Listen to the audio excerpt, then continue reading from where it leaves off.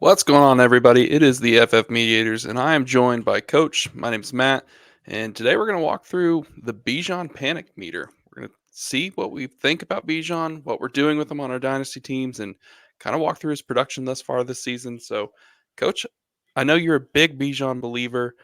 Do you have concerns? Are you going to stay the course? What are we thinking? I mean, overall, I do have concerns on Bijan. Bijan has been the definition of average. I mean, Bijan is 16th in carries.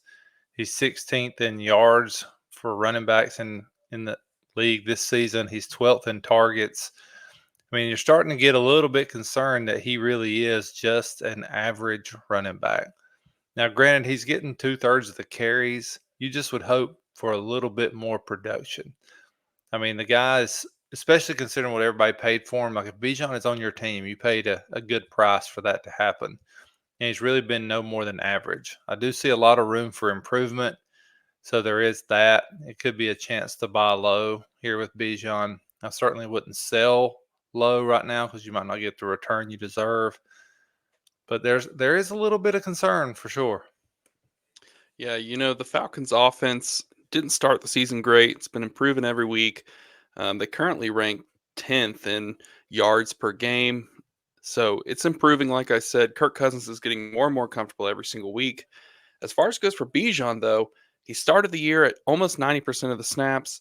And the last 2 weeks, he's just at 64% and 67%. So only playing two-thirds of the snaps, it's a little bit concerning for me just because of the commitment to Algier can't be denied.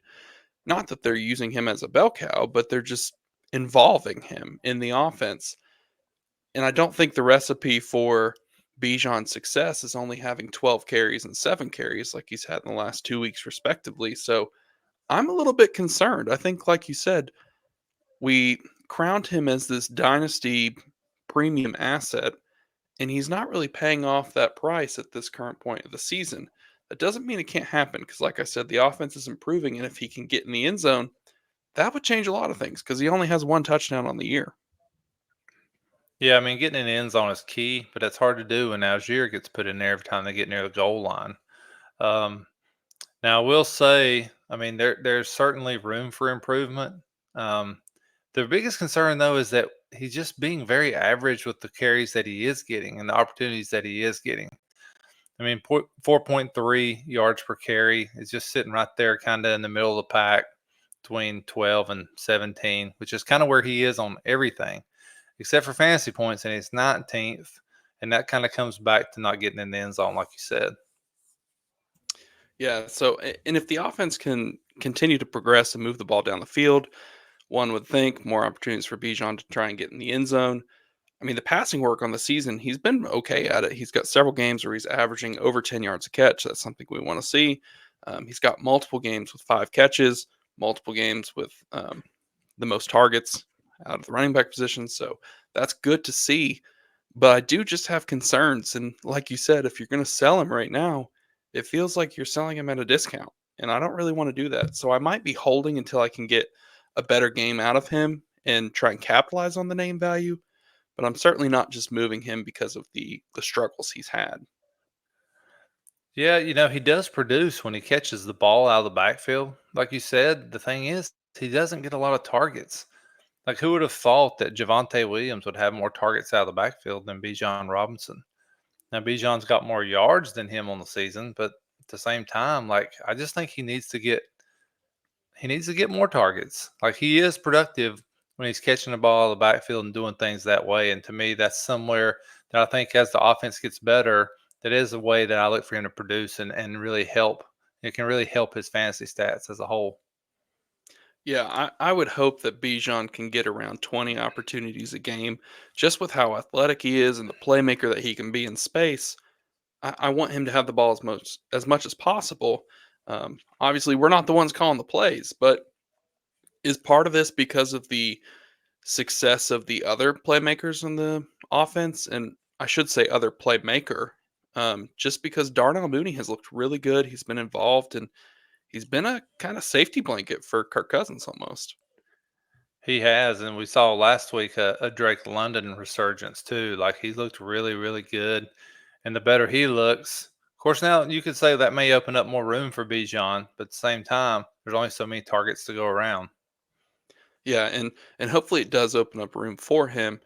Right now I think his dynasty value is somewhere around two first. I don't know if you're going to get that for him unless you can find a Bijan believer in your league. You know, let's say Tyler's in your league, you might get him to pay that, but I'm not paying two first. Would you pay two first, coach?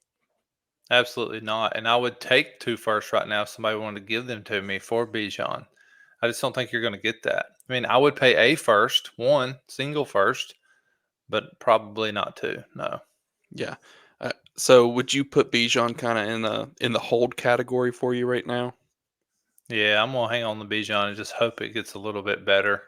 Um, Now, I'll say if I don't have Bijan, now might be the chance where you throw a first out there and see if you can get him and see what happens. Like, I mean, I think that he's really worth that. Yeah, because it does feel like there's a lot of panic going around among dynasty managers in the community right now. Just if you're scrolling through X, you see a lot of people all over the place. Should I sell? Should I buy? Are they panicking? Lots of content out there about what to do with Bijan.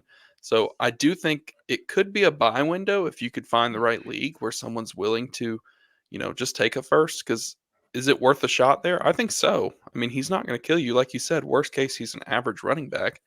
And would you rather Mhm. have Bijan or Alvin Kamara?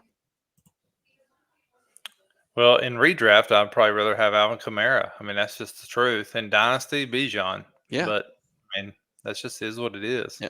Would you rather have Bijan or James or excuse me, Josh Jacobs? Whew. See, that's a close one for me. They're pretty similar. They're very, mid-tier running backs. In Dynasty, I'm still gonna hang in Bijan, but Hmm. I mean, that's just me. Me too. So, would you be interesting in tearing off Bijan for one of those names right now if you could get, say, a first on top of them? Absolutely. I mean, if I could get a first on top of that, like if I could get Jacobson a first for Bijan, I'd do that in a heartbeat.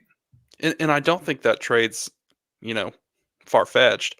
I think there's a world Mhm. where you might even be able to capitalize on the name value and get a little bit more. But like I said, it's going to just depend on who you're dealing with and whether they're going to look past the market or kind of take into account how he's done this season because there's no way around it. I mean, like you said, it's been a little bit of a disappointment, but certainly he can turn it around. He's RB 21 on the season in half PPR, 19 in full PPR, and I expect that to get better.